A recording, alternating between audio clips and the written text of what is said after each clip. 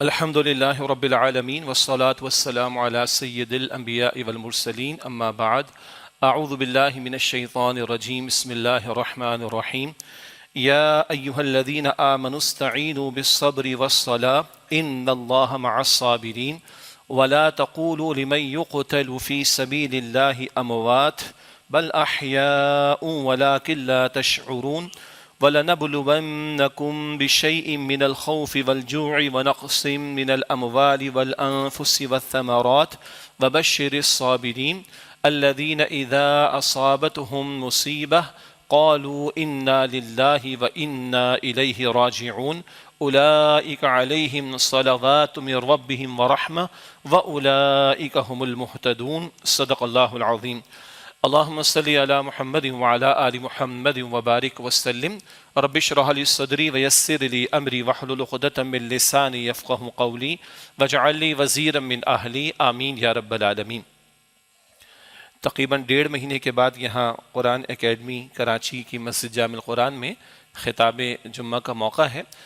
درمیان میں ہمارا تنظیم اسلامی کا سالانہ اجتماع بہاولپور کے علاقے میں منعقد ہوا تھا، اور اس کے بعد اللہ کی توفیق سے اہل خانہ کے ساتھ عمرے کے سفر کی سعادت ملی تھی، جس کی وجہ سے درمیان میں یہ وقفہ رہا ہے۔ البتہ اس دوران میں آپ اور ہم جانتے ہیں کہ عالمی سطح پر جو فلسطین کا مسئلہ ہے وہ بہت زیادہ گھمبیر ہوا ہے، اور اس کے تناظر میں مستقل یہاں خطاب جمعہ میں اور دیگر ہمارے فورمز پر بھی کلام ہوا ہے، اور اسی تعلق سے تنظیم اسلامی کے زیر اہتمام ہم نے 15 دسمبر سے 25 دسمبر تقریباً یہ 11 دن بنتے ہیں ایک باقاعدہ مہم کا انعقاد کیا ہے، جس میں خطابات جمعہ کارنر میٹنگز کے ذریعے، سوشل میڈیا کے ذریعے، پرنٹ الیکٹرانک میڈیا کے ذریعے، گفتگو کے ذریعے، اہم شخصیات سے رابطوں کے ذریعے ان تک پیغام پہنچا کر اس مسئلے کو بہرحال اس کی یاد دہانی، یہ دب نہ جائے، یہ بجھ نہ جائے، ہمارا جذبہ کمزور نہ پڑ جائے، ہم بے حسی کا شکار نہ ہو جائیں۔ بہرحال اس تناظر میں اس معاملے کو زندہ رکھنے کے لیے اور اپنی یاد دہانی اور عوام کی یاد دہانی، ہمارے حکمرانوں کی یاد دہانی، مقتدر طبقات کی یاد دہانی کی ہم کوشش کریں۔ یہ مہم الحمدللہ اللہ کی توفیق سے جاری ہے۔ اسی تناظر میں گزشتہ دنوں لاہور اور گجرات میں سیمینارز بھی ہم نے منعقد کیے ہیں، لاہور میں پریس کانفرنس بھی ہوئی تھی، اور اگلے 3 دن یعنی ہفتہ اتوار اور پیر پشاور میں اور اسلام آباد میں اور کراچی میں بھی سیمینارز کا ہم انعقاد کریں گے۔ مختلف مکاتب فکر کے علماء اور دیگر شعبہ زندگی سے بھی شخصیات کو ہم نے مدعو کیا، تاکہ ایک مشترکہ یہ ہمارا مسئلہ ہے فلسطین کا مسئلہ، اس کے تعلق سے گفتگو بھی ہو، اور جو کرنے کے کام ہمارے بس میں وہ ہم کریں، اور جو مزید ہمارے حکمرانوں کے بس میں ہیں ان کو توجہ دلانے کی کوشش کریں۔ اسی تناظر میں آج گفتگو کے 2 حصے ہیں۔ پہلے حصے میں انشاءاللہ ہم سورۃ البقرہ کی جن آیات کی تلاوت کی گئی معروف آیات ہیں، ان کا مختصر مطالعہ کریں گے، اور اس کے ذیل میں اسی فلسطین کے معاملے کے تعلق سے کچھ باتیں اور کچھ عموم کی باتیں ہماری یاد دہانی کے لیے سامنے آئیں گی۔ اور اس مختصر مطالعے کے بعد انشاءاللہ تعالیٰ کو 10 نکات ہیں اسی مسئلہ فلسطین کے بیان کے ذیل میں، وہ میں آپ کے سامنے انشاءاللہ تعالیٰ رکھنا چاہوں گا۔ یہ سورۃ البقرہ کی جو آیات تلاوت کی گئیں، دوسرے پارے کے آغاز میں سورۃ البقرہ کی آیت نمبر 153 سے 157 تک، پہلے ان کا ترجمہ سماعت فرمانے، پھر ان کا پس منظر اور تھوڑا سا وضاحت کا معاملہ ہمارے سامنے انشاءاللہ آئے گا۔ سورۃ البقرہ ہے آیت نمبر 153۔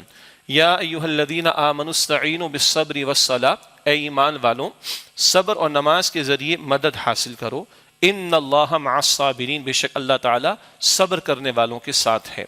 ولا تقولوا لمن يقتل في سبيل الله اموات، اور جو لوگ اللہ کی راہ میں قتل یعنی شہید کر دیے جائیں انہیں مردہ مت کہو، بل احیاء، بلکہ وہ تو زندہ ہیں، ولکن لا تشعرون، مگر تمہیں ان کی زندگی کا شعور نہیں۔ وَلَنَبْلُوَنَّكُمْ بِشَيْءٍ مِّنَ الْخَوْفِ وَالْجُوعِ وَنَقْصٍ مِّنَ الْأَمْوَالِ وَالْأَنفُسِ وَالثَّمَرَاتِ، اور ہم ضرور بضرور تمہاری آزمائش کریں گے کسی قدر، خوف کے ذریعے اور بھوک کے ذریعے اور مال اور جانوں کے نقصان کے ذریعے، اور ثمرات یعنی پیداوار اور محنتوں کا جو نتیجہ نکلنا چاہیے ان کے نقصان کے ذریعے تمہاری ضرور ہم آزمائش کریں گے۔ وبشر الصابرین، اور اے نبی صلی اللہ علیہ وآلہ وسلم صبر کرنے والوں کو بشارت دے دیجئے۔ الذین اذا اصابتهم مصیبہ، جب جب ان پر کوئی مصیبت آ پہنچتی ہے، قالوا انا للہ وانا الیہ راجعون، تو وہ کہتے ہیں کہ بے شک ہم بھی اللہ کے ہیں اور ہمیں بھی لوٹ کر اللہ سبحانہ و تعالیٰ کی طرف جانا ہے۔ اولئک علیہم صلوات من ربہم ورحمہ، یہ وہ لوگ ہیں جن پر ان کے رب کی طرف سے عنایتیں ہیں اور رحمت ہے، واولئک هم المہتدون، اور یہی لوگ ہدایت یافتہ ہیں۔ اللہم ربنا اجعلنا منہم، اے اللہ انہی لوگوں میں ہمیں شامل فرما۔ اللہم ارزقنا شہادۃ فی سبیلک، اے اللہ ہم تیری راہ میں شہادت کا درجہ پانے کی التجا کرتے ہیں کہ تو ہمیں شہادت کا رتبہ عطا فرما دے۔ یہ سورۃ البقرہ کا 19واں رکوع ہے جو یہاں سے شروع ہوتا ہے آیت نمبر 153 سے۔ آپ اور ہم جانتے ہیں کہ قرآن کریم کی طویل ترین سورۃ البقرہ ہے، اور اس میں شریعت کے بہت سارے احکامات کا بیان بھی ہے، اور پھر دونوں امتیں یعنی سابق امت بنی اسرائیل کا تذکرہ بھی ہے، بالخصوص ان میں سے یہود کا، اور نبی اکرم صلی اللہ علیہ وسلم کی امت سے خطاب بھی ہے، اور بہت سارے احکامات ان کو عطا کیے گئے، عبادات کے حوالے سے، معاملات کے حوالے سے، انفاق فی سبیل اللہ کے حوالے سے، قتال فی سبیل اللہ کے حوالے سے۔ پھر یہی سورۃ البقرہ ہے جس کے بارے میں سیدنا عمر رضی اللہ تعالیٰ عنہ فرماتے ہیں کہ 8 برس اس کے مفاہیم کے سمجھنے کے اعتبار سے مجھے لگے ہیں، اور ان کے صاحبزادے عبداللہ بن عمر رضی اللہ تعالیٰ عنہ فرماتے ہیں کہ 12 برس اس سورت کے مضامین کے سمجھنے کے اعتبار سے میرے صرف ہوئے ہیں، تب بھی کوئی کہہ نہیں سکتا کہ میں نے حق ادا کر دیا۔ اگر ان بزرگوں جو کہ اصحاب رسول ہیں صلی اللہ علیہ وسلم، ان کا عالم یہ ہے، تو ذرا ہم غور کریں کہ سورۃ البقرہ کا ترجمہ بھی ہم نے پڑھا ہے پورا، اور اس کے سیکھنے کے حوالے سے کوئی محنت، کوئی کوشش، اللہ تعالیٰ مجھے اور آپ کو ہمت دے، توفیق عطا فرمائے۔ اس سورۃ البقرہ کا ایک بڑا حصہ اس سے قبل، کیونکہ یہ آیت نمبر 153 ہے، یہاں سے نبی اکرم صلی اللہ علیہ وسلم کی امت سے براہ راست خطاب شروع ہوا ہے۔ اس سے پہلے اگر شروع سے آئیں تو پہلے 4 رکوع سورۃ البقرہ کے، اس میں اللہ تعالیٰ نے بنیادی ایمانیات کا تذکرہ فرمایا ہے، اور 3 گروہوں کا تذکرہ فرمایا، متقین، کافرین اور منافقین کا۔ سیدنا آدم علیہ السلام کا ذکر کر کے خلافت کا تصور اور خلافت کی حقیقت کو ہمارے سامنے رکھا۔ اس کے بعد رکوع نمبر 5 سے سلسلہ شروع ہوتا ہے بنی اسرائیل کے تعلق سے۔ ایک رکوع میں ان سے براہ راست مخاطبت ہے، اور ان کو نبی اکرم علیہ السلام پر ایمان لانے کی دعوت دی جا رہی ہے۔ مدنی صورت ہے، مدینہ میں یہود کے 3 قبائل آباد تھے، اور پھر تقریباً 9 رکوع بنتے ہیں جن میں اللہ تعالیٰ نے سابقہ امت بنی اسرائیل کے حالات کو ذکر فرمایا، ان کی ریشہ دوانیاں، ان کے کرتوت، ان کے جرائم، ان کی حرکتوں کو اللہ نے بیان کیا، پھر کیوں وہ مغضوب علیہم ہوئے، کیوں ان پر اللہ کا غضب آیا، یہ ساری ہسٹری اللہ تعالیٰ نے بیان فرمائی۔ غور کیجئے گا، سورۃ الفاتحہ میں دعا کرتے ہیں اہدنا الصراط المستقیم، صراط الذین انعمت علیہم، آگے کیا ہے؟ غیر المغضوب علیہم، ان کا راستہ نہیں ہے اللہ کہ جن پر تیرا غضب ہوا۔ یہ غضب کن پر ہوا؟ یہ بنی اسرائیل کے بالخصوص یہود ہیں۔ اللہ کے رسول کی حدیث سے مسند احمد میں کہ مغضوب علیہم یہود ہیں، ان کے کرتوت اللہ نے پہلے بیان فرمائے البقرہ میں، اور پھر مجھ سے اور آپ سے نبی اکرم صلی اللہ علیہ وسلم کی امت سے اللہ تعالیٰ نے خطاب فرمایا ہے۔ کیوں؟ آخر پہلے وہ امت تھے، آج ہم اور آپ امت ہیں۔ ابھی فلسطین کے مسئلے کے ذیل میں بھی بات آ جائے گی۔ یہ مسئلہ 2 امتوں کے درمیان نزاع کا معاملہ ہے۔ پچھلی امت تھی بنی اسرائیل، جن میں سے یہود دعوے دار ہیں کہ ہم یہاں کے حقدار ہیں، بالخصوص وہ دعوے دار ہیں، اور ہم کہتے ہیں کہ نہیں، وہ امت معزول کر کے نبی اکرم علیہ السلام کی امت کو کھڑا کیا گیا، اور معراج کی شب نبی اکرم علیہ السلام نے تمام رسولوں کی امامت فرما دی۔ اللہ نے اعلان کر دیا کہ پچھلے رسولوں کی شریعت بھی ساقط، اب شریعت محمد مصطفیٰ کی چلے گی صلی اللہ علیہ وآلہ وسلم۔ اب پچھلی امت معزول، اب امت کھڑی کی گئی نبی اکرم صلی اللہ علیہ وسلم کی، اور وہ اللہ جو بیت المقدس سے براق پر رسول اللہ علیہ السلام کو آسمانوں کی سیر پر لے گیا، وہ اللہ قادر ہے اس بات پر کہ وہ مکہ مکرمہ سے براہ راست لے جاتا، لیکن مکہ مکرمہ سے نہیں، اللہ بیت المقدس تک رسول اللہ کو لایا، اور وہاں سے اللہ تعالیٰ آسمانوں کی سیر پر حضور کو لے گیا، اور وہاں اللہ تعالیٰ نے حضور سے امامت کرائی تمام انبیاء کی۔ یہ مسئلہ تو اللہ تعالیٰ نے خود ہی طے فرما دیا۔ تو بہرحال پچھلی امت بنی اسرائیل، اس کا ذکر ہے البقرہ میں ہم سے پہلے، اور اس سے قبل آیت نمبر 143 میں، یعنی دوسرا پارہ شروع ہوتا ہے تحویل قبلہ کا موضوع آتا ہے. تحویل قبلہ شفٹنگ آف قبلہ. پہلے بیت المقدس ہی کی طرف رخ کر کے نماز ادا کرنے کا حکم تھا، لیکن پھر ہجرت کے 16-17 مہینے کے بعد بیت اللہ شریف کو قبلہ مقرر کیا گیا.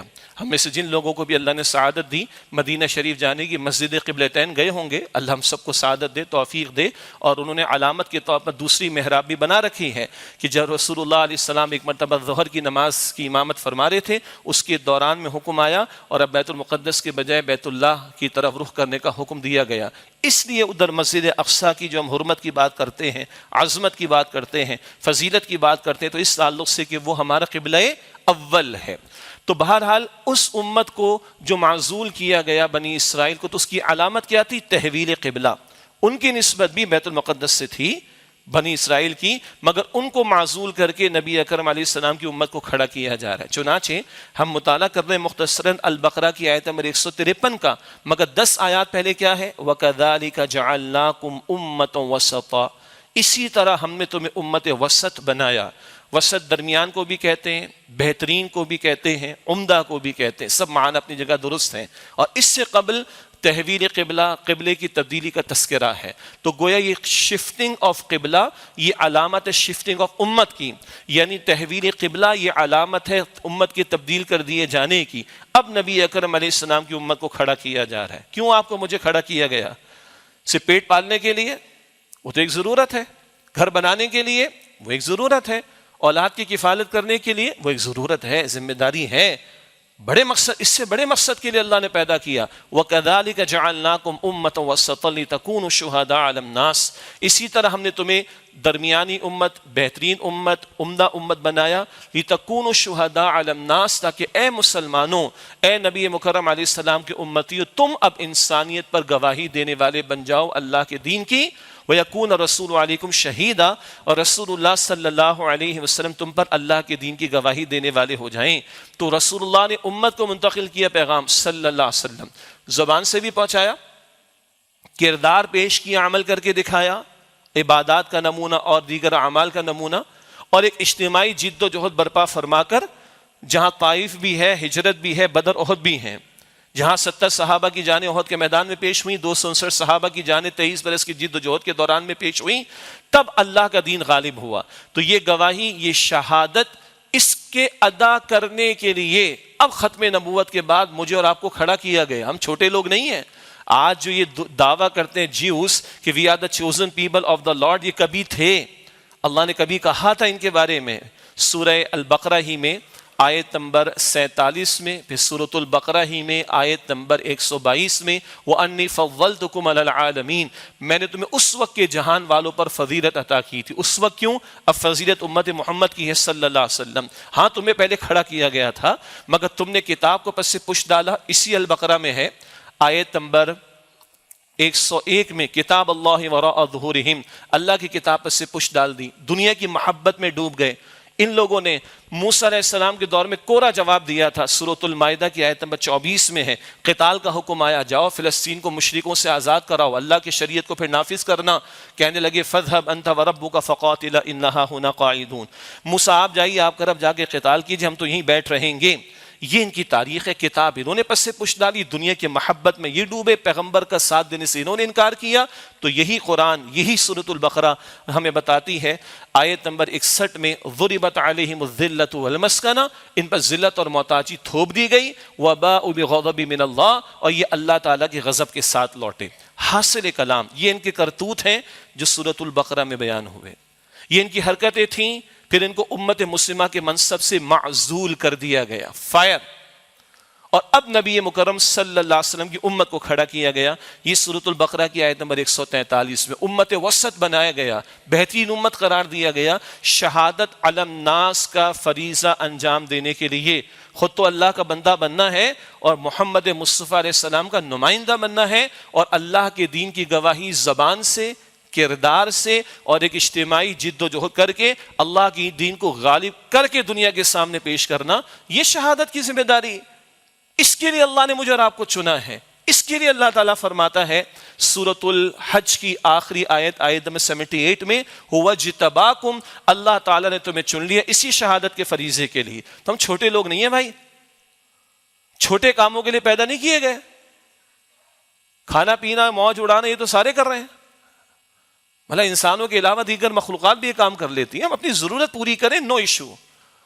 مگر صرف کھانا پینا, گھر بنا لینا, بچے پال لینا یہ کوئی بڑا کام نہیں ہے کہ جس سے مجھے اور آپ کو کوئی فضیلت مل جائے گی. فضیلت مشن کے ساتھ ہے, عظمت مشن کے ساتھ ہے, بہترین امت ہے مشن کے ساتھ ہے. اس مشن کا ذکر آیت 143 میں. اب آئیے آج کی آیات کا مطالعہ اب شروع ہوگا. اللہ تعالیٰ فرما رہے, اب ہے آیت نمبر 153. اور اندازہ کیجئے یہ 150 آیات کے بعد سورۃ البقرہ میں نبی صلی اللہ علیہ وسلم کی امت سے خطاب ہو رہا ہے. ہم سے پہلے بنی اسرائیل کا ذکر ہماری عبرت کے لیے, سبق آموزی کے لیے, یاد دہانی کے لیے. وہ حرکتیں نہ کریں جس میں مبتلا ہو کر وہ مغضوب علیہم ہوئے, اللہ کے غضب میں مبتلا ہوئے. 100 آیات کم و بیش پلس میں اللہ تعالیٰ نے پہلے ان کا حال ہمارے سامنے رکھا. اب پھر امت مسلمہ کو کھڑا کیا گیا اور تحویل قبلہ ہو گئی, تحویل امت ہو گئی. اب نبی صلی اللہ علیہ وسلم کی امت کیا خطاب ہو رہا ہے؟ پہلا باقاعدہ خطاب قرآن کریم کی مصحف کی ترتیب کے مطابق یہ البقرہ کی آیت نمبر 153 امت مسلمہ سے. یا ایھا الذین آمنوا, اے ایمان والو. جب اللہ یہ فرماتا ہے, پہلے بھی ہم نے بات کی, اللہ کی نعمت کی قدر کریں. 7 ارب کم و بیش اگر دنیا میں ہے پلس مائنس, تو 2 ارب الگ ہو جاتے ہیں جو کلمہ پڑھنے والے ہیں, جن کو ماں کی گود میں کلمہ مل گیا ہے. شاید اسی لیے اس کی ویلیو مال مفت دل بے رحم والی بات ہے. نہ اللہ 5 ارب کو ایک طرف کر کے ان کو یا ایھا الناس کہہ کے خطاب کرتا ہے, لیکن 2 ارب مسلمانوں کو الگ کر کے یا ایھا الذین آمنوا. پہلا باقاعدہ خطاب. یہ انداز 89 مرتبہ 89 ٹائمز قرآن کریم میں ہے, یا ایھا الذین آمنوا. اللہ مجھ سے اور آپ سے کلمہ پڑھنے والوں, ایمان کا دعویٰ کرنے والوں سے مخاطبت کرتا ہے, ایڈریس کرتا ہے اور تقاضے رکھ رہا ہے. کیا تقاضے ہیں؟ استعینوا بالصبر والصلاۃ, صبر اور نماز سے مدد حاصل کرو. پہلا سوال ہے کہ مدد کیوں حاصل کرنی ہے, کس کام کے لیے حاصل کرنی ہے, کس مقصد کے لیے حاصل کرنی ہے؟ وہ 10 آیتوں پہلے بتا دیا گیا.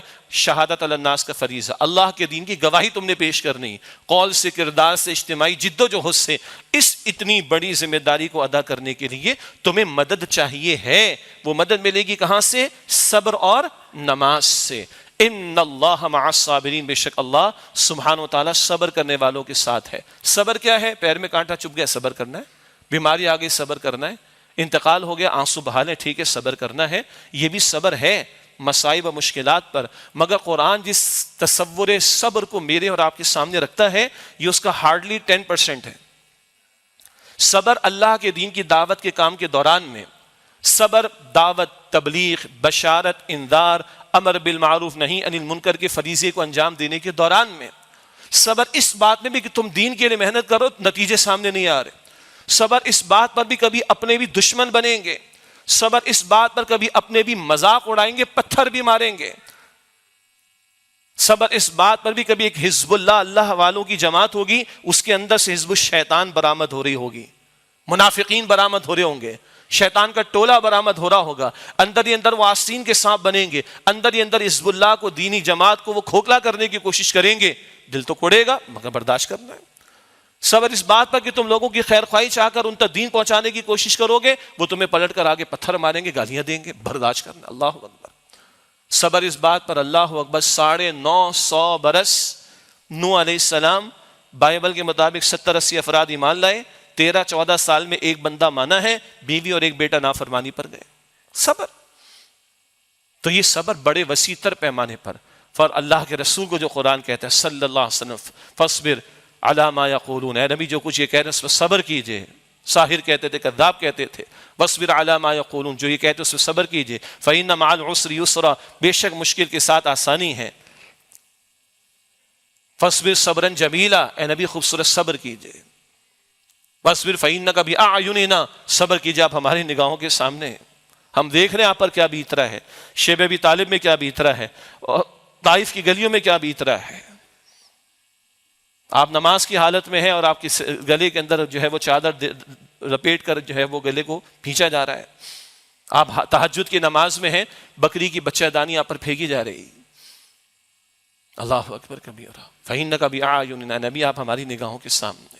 صبر بھی اس مشن کے لیے, شہادت علی الناس کا فریضہ انجام دینے کے لیے، اللہ کے کلمے کی سربلندی کے لیے. تو صبر بھی اور نماز کے ذریعے. نماز کیا ہے؟ اقیم الصلاۃ لذکری، نماز قائم کرو میری یاد کے لیے. بندہ مومن کو کھڑا کرنے والی شے کیا ہے؟ ایمان. اور ایمان کی آبیاری قرآن سے، نماز سے، اللہ تعالیٰ کے ساتھ تعلق قائم کر کے. اور یہ پڑوس میں افغانستان کے طالبان نے بتایا ہے ہمیں 50 ملکوں سے ٹکر لے کر کہ ایمان کسے کہتے ہیں، توکل کسے کہتے ہیں. اور آج حماس کے مجاہدین اور شہید ہوتے ہوئے بچے اور بچیاں اور ان کے ماں باپ بھی ہمیں بتا رہے ہیں کہ ایمان کسے کہا جاتا ہے. ایمان کس طرح بندے کو کھڑا کرتا ہے، ایمان کس طرح مصائب کو جھیلنے کے لیے بندے کو تیار کرتا ہے، ایمان کس طرح اللہ پر توکل بندے میں پیدا کرتا ہے. اس کے لیے قرآن ہے، اس کے لیے نماز ہے، اور اس کے لیے مزید صبر کی کیفیت. اسی لیے آگے فرمایا ان اللہ مع الصابرین، بے شک اللہ صبر کرنے والوں کے ساتھ. اللہ ہر ایک کے ساتھ ہے. قرآن پاک میں ہے سورہ حدید میں هو معکم اینما کنتم، تم جہاں کہیں بھی ہو اللہ تمہارے ساتھ ہے. قرآن پاک میں ہے سورہ قوف میں 26 پارے میں نحن اقرب الیہ من حبل الورید، ہم انسان کی شہرک سے زیادہ اس کے قریب ہیں. تو یہ ایک اللہ کا عموم کے اعتبار سے قرب ہے، مگر ایک اللہ کا خصوصی قرب ہوتا ہے، ایک اللہ کا خصوصی ساتھ ہوتا ہے، ایک اللہ کی خصوصی معیت اور کمپنی ہوتی ہے. اللہ خاص کن لوگوں کے ساتھ ہے؟ اللہ کی خصوصی معیت کن لوگوں کے لیے ہے؟ ان اللہ مع الصابرین، بے شک اللہ صبر کرنے والوں کے ساتھ ہے. یہ درس دینا آسان ہے، اس کا مصداق بننے کی کوشش کرنا دوسری بات ہے.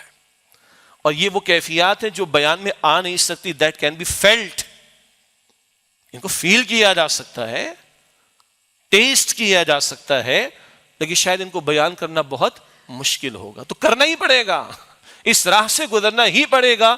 تو یقین آئے گا کہ ہاں میرے رب میرے ساتھ ہے، میرے رب نے مجھے قوت دی ہے، میرے رب نے مجھے توانائی دی ہے، میرے رب نے مجھے استقامت عطا کی، میرے رب نے میرا حوصلہ بلند کیا ہے، میرے رب نے مجھے پہاڑوں سے ٹکرانے کا حوصلہ دے دیا ہے. یہ فیل کیا جا سکتا ہے، یہ محسوس کیا جا سکتا ہے.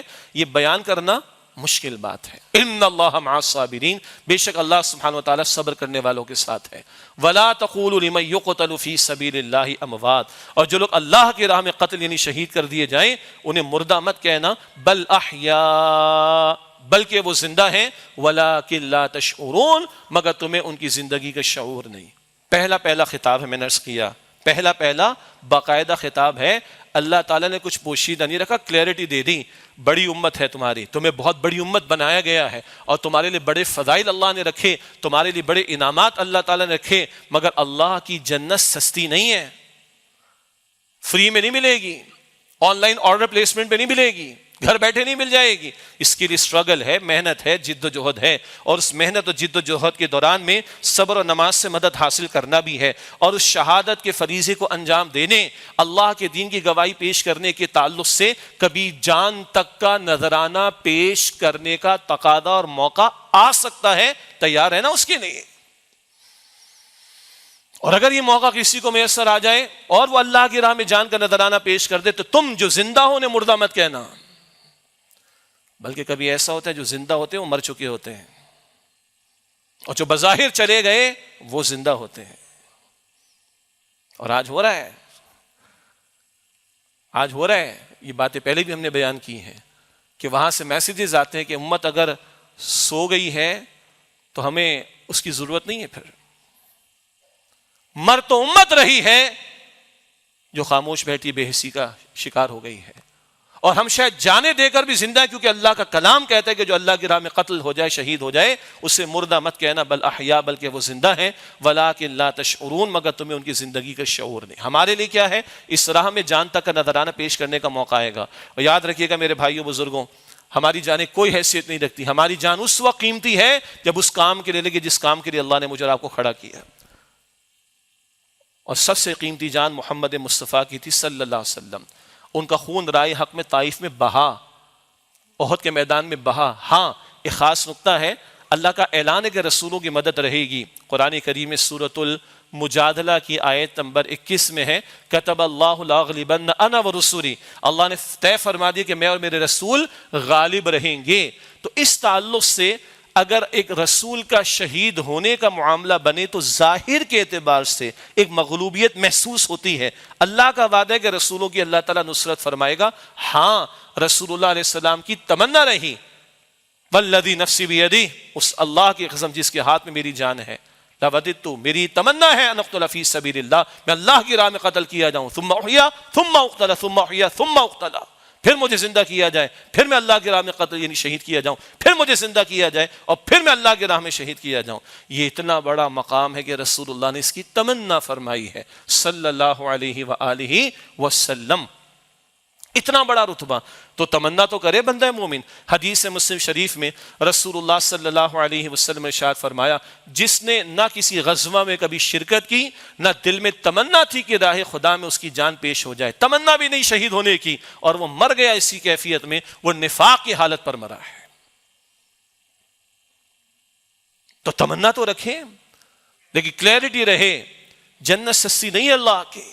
یہ تقاضا آ سکتا ہے، یہ موقع آ سکتا ہے، بندہ تیار رہے. اور جا رہے ہیں اس راہ میں جو، انہیں مردہ مت کہنا بل احیا. یہاں فرمایا وہ زندہ ہیں.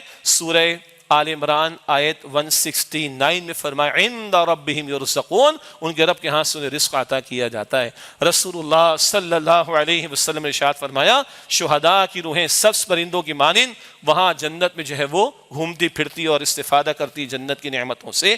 اللہ اکبر کبیر. اللہم ارزقنا شہادتا فی سبیلک، اللہ اپنی راہ میں شہادت کا رتبہ عطا فرما. ہے بھاری بات لیکن بہت سادہ سی بات. کیا ہے؟ نہ ایک لمحہ پہلے موت آنی، نہ ایک لمحہ بعد آنی. ہمارا یہ آپ کا ایمان ہے. تو کیوں نہ اللہ کی راہ میں جاتے ہوئے آئے. گیدڑ کی طرح زندگی گزارنے کا کیا فائدہ؟ شیر کی طرح جیدار ہو کر بندہ زندگی گزارے. اور یہی حماس والوں نے طے کیا. ایک کیا ہے سرنڈر کر دو مر جاؤ، ایک کیا ہے فلسطین کو چھوڑ کر نکل جاؤ تو اقصی حوالے کر دو یہود غاصبوں اور ظالموں کے. اور ایک آپشن کیا تھا؟ عزت کے ساتھ جیو، آنکھوں میں آنکھیں ڈال کر بات کرو اور مقابلہ کرو ان کا. انہوں نے عزت سے جینے کو ترجیح دے دی. اور آج امت کے کچھ افراد بے حسی کا شکار اسی بحث میں پڑیں کہ 7 اکتوبر کا اقدام حماس کو کرنا چاہیے تھا یا نہیں کرنا چاہیے تھا. آگے چلیں. فرمایا اگلی آیت میں وَلَنَبْلُوَنَّكُمْ بِالشَّيْءِ مِنَ الْخَوْفِ وَالْجُوعِ وَنَقْصٍ مِنَ الْأَمْوَالِ وَالْأَنفُسِ وَالثَّمَرَاتِ، اور ہم ضرور بھی ضرور تمہارا امتحان لیں گے. زندگی ہے امتحان کے لیے. یہ ٹھنڈے ٹھنڈے جینا، کول ماحول کے اندر رہنا، یہ تو مومنانہ طرز عمل تھوڑی. زندگی ہے امتحان کا نام. کبھی قرآن پاک کہتا ہے سورۃ الملک آیت نمبر 2 الذی خلق الموت والحیات لیبلوکم ایکم احسن عملا. اللہ نے موت اور حیات کا سلسلہ قائم فرمایا کہ اللہ تمہارا امتحان لے کہ تم میں سے عمل کے اعتبار سے بہترین کون ہے. زندگی امتحان ہے. کبھی اللہ تعالیٰ فرماتا ہے سورۃ الانبیاء کی آیت نمبر 35 میں 35 میں وَنَبْلُوكُمْ بِالشَّرِّ وَالْخَيْرِ فِتْنَةً، ہم شر و خیر بدلتے حالات، اچھے برے حالات، کبھی صحت کبھی بیماری، کبھی خوشحالی کبھی تنگ دستی، ان حالات سے کیا ہے امتحان لیں گے تمہارا. وَإِلَيْنَا تُرْجَعُونَ، اور تمہیں لوٹایا جائے گا ہماری طرف. دنیا امتحان کا موقع، آخرت نتائج کا موقع. جو بیت رہا ہے وہ امتحان، جو گزر رہی ہم پر وہ امتحان. امتحان میں رویے کیسے اللہ یہ دیکھنا چاہتا ہے. امتحان میں اس نے ہمیں ڈالا. ہاں پہلے ہی بتا دیا پہلی خطاب میں، ٹھنڈا ٹھنڈا معاملہ نہیں. ہاں آزمائش مانگتے نہیں ہیں. آ جائے تو ربنا افرغ علینا صبرا، اللہ صبر کے دہانے ہم پر کھول دے، اس کی دعا کریں گے. لیکن ذہناً تیار رہیں گے، قلباً تیار رہیں گے کہ آزمائش تو آئے گی. اور امام الانبیاء پر اگر آئی ہے صلی اللہ علیہ وسلم، انبیاء کی جماعت پر اگر آزمائش آئی ہیں، باقی کسی کی کیا حیثیت؟ وَلَنَبْلُوَنَّكُمْ بِشَيْءٍ مِنَ الْخَوْفِ وَالْجُوعِ وَنَقْصٍ مِنَ الْأَمْوَالِ وَالْأَنفُسِ وَالثَّمَرَاتِ، ہم ضرور بھی ضرور تمہاری آزمائش کریں گے، امتحان لیں گے کسی قدر. ہاں سبحان اللہ، اللہ خالق ہے نا. اس نے خود فرمایا لا یکلف اللہ نفسا الا وسعها، اللہ کسی انسان کو اس کی وسعت سے زیادہ مکلف ذمہ دار نہیں ٹھہراتا. اللہ خالق ہے، اس کو پتا ہے کہ میرے بندے کو کتنی اسٹرینتھ دی ہے، اتنا ہی امتحان لے گا وہ. بشیء کسی قدر، مکمل نہیں، ان ٹوٹالٹی نہیں، کسی قدر. اور اللہ کی شان ہے جب بندہ اللہ پر یقین کر کے اس امتحان میں کھڑا ہونے کو تیار ہو جائے تو اللہ ایسی ایسی استقامت دیتا ہے کہ گونتانا موبے میں مسلمان لوگ مجاہدین کے ساتھ جو سلوک ہوا ہے، افغانستان کے اندر امریکہ ظالموں کی جیلوں میں جو سلوک ہوا ہے، اور انہوں نے ان کیفیات میں بھی قرآن کو جو تھاما ہے، ان کیفیات میں نماز کو جو تھاما ہے، ان کیفیات میں اللہ کے ساتھ تعلق کو جو مضبوط رکھا، خدا کی قسم ایمان کسی اور شے کا نام ہے۔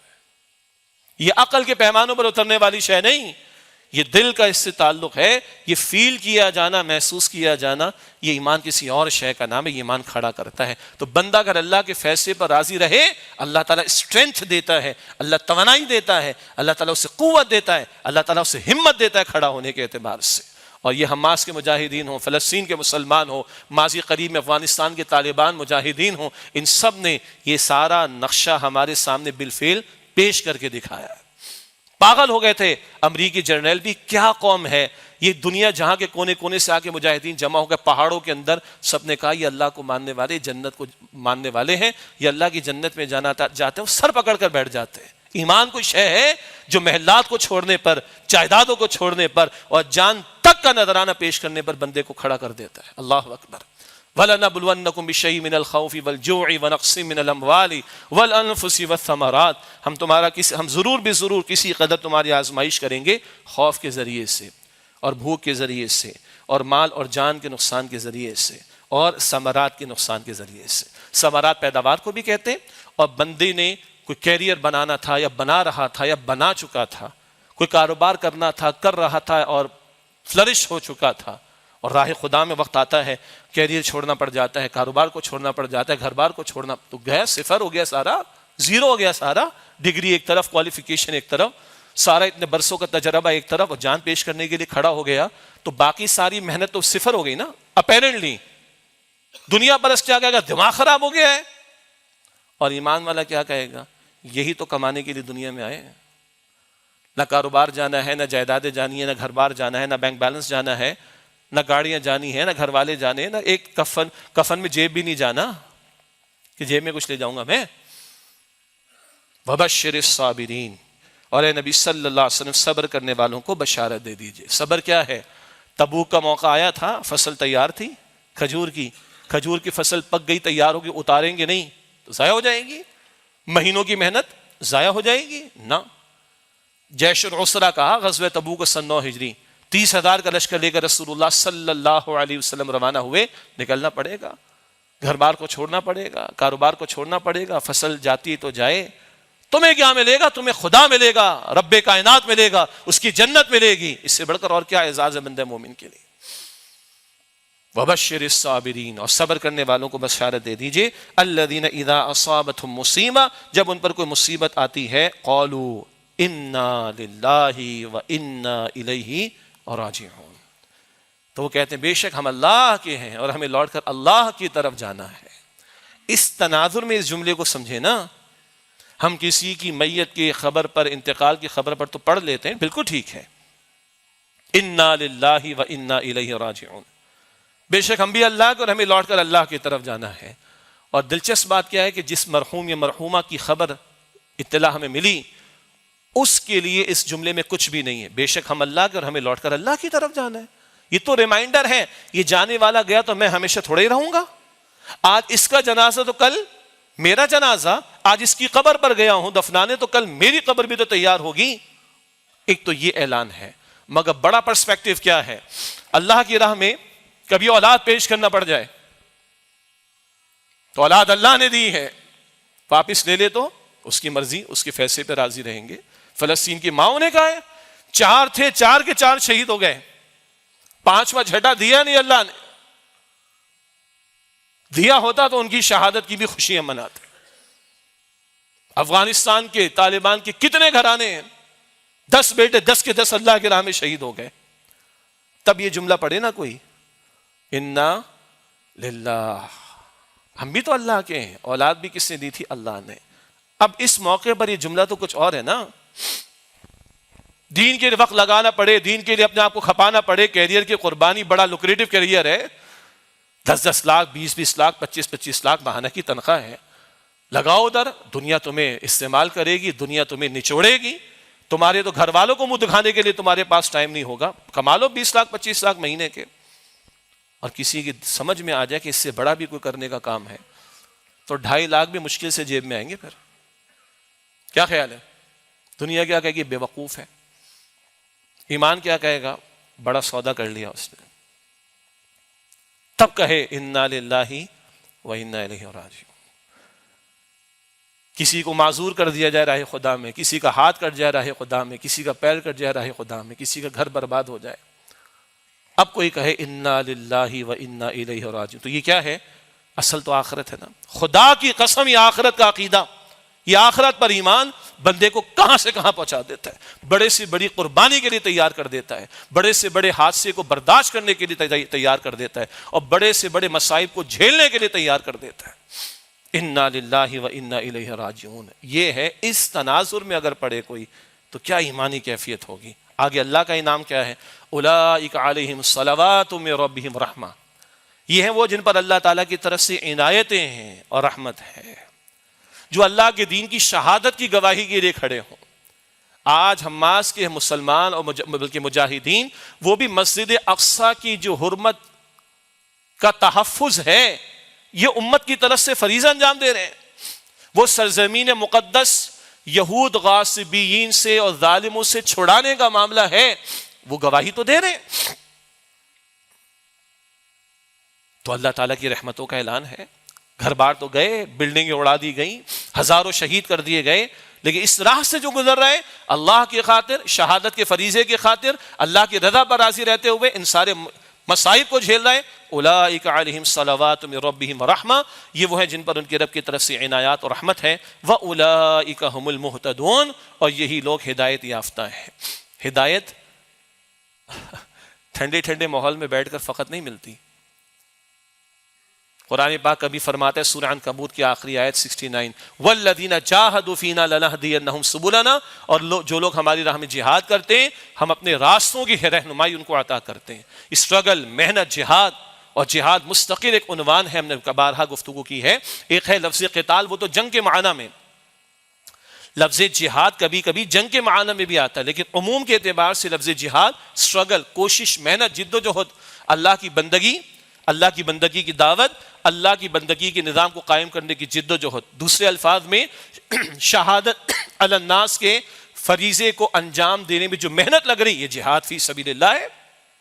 یہ کرو گے تو اللہ کہتا ہے سورہ عنکبوت کے آخر میں لنہدینہم سبلنا، ہم اپنے راستوں کی ہدایت اور رہنمائی ان کو عطا کر دیں گے۔ یہاں اللہ تعالیٰ فرما رہے ہیں مشقتوں سے گزرو گے، صبر کے مراحل طے کرو گے، اللہ کے فیصلوں پر راضی رہو گے، اللہ کو مقصود اور مطلوب بنا کر کھڑے ہوگے، اللہ اولئک علیہم صلوات من ربہم رحمہ، یہ وہ ہیں جن پر اللہ کی طرف سے عنایات اور رحمت ہے، واولئک هم المہتدون، اور یہی لوگ ہدایت یافتہ ہیں۔